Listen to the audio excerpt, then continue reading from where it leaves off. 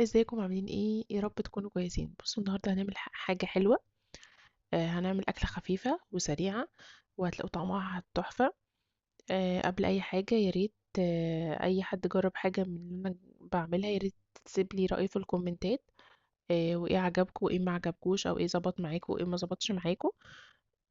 اولا الاكله دي انا كنت عاوزه حاجه سريعه. مش عايزه افتح فرن، عايزه حاجه على البوتاجاز من فوق، مش عايزه حاجه تاخد وقت.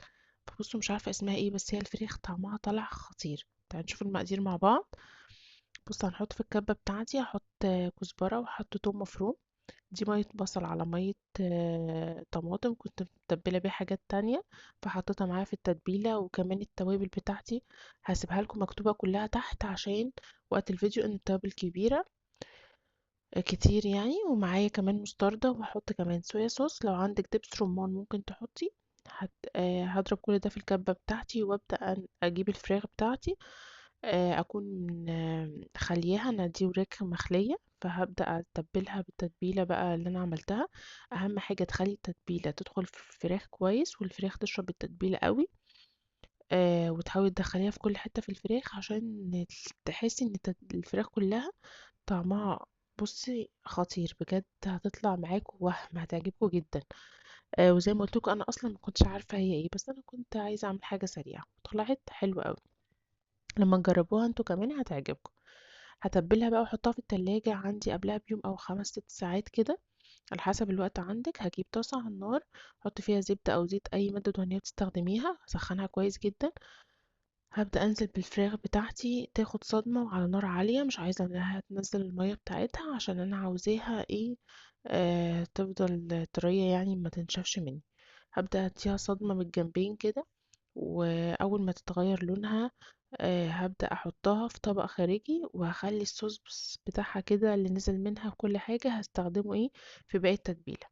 معايا بصل بيكون متقطع مكعبات صغيرة، أول ما يتغير لونه أو يصفر شوية هبدأ أنزل بطماطم تكون متقشرة على حسب الكمية طبعا اللي انت عاملاها في الفراخ. وهبدأ أنزل كمان بعود قرفة خشب ولومي. أنا للأسف هو خطوة اللومي متصورتش، تحطي لومي وكمان بقيت تتبيلة ومعايا كوباية عصير طماطم. تمام، هبدأ أسيب كل ده بقى أقلبه كام تقليبة، وهبدأ أنزل بالفراخ بتاعتي تاني في نفس التتبيلة كده. هقلب الفراخ بتاعتي في الصوص ده كويس قوي. احاول اخلي الصوص يغطيها، هوطي عليها بقى واسيبها تستوي براحتها جدا. تمام، بصوا هي كده بدأت خلاص، هي استوت يعتبر. هبدأ بقى، بص الناس اللي بتحب الاكل سبايسي الخطوة دي هتغير الفراخ وهتوديها في حتة تانية خالص. هبدأ انزل بفلفل حامي عليها. والاول هشيل طبق من الصوص ده عشان بحب اكل بيه، عشان عايزة انشف الفراخ نفسها. تمام، هبدأ اشيل طبق على جنب وانشف الفراخ بالطريقة دي. مش عايزة اخلي فيها صوص او حاجة، عايزة بس ايه، مش عايزة اخلي مية، عايزة الصوص التقيل ده بس. بصوا هي خلاص كده خلصت.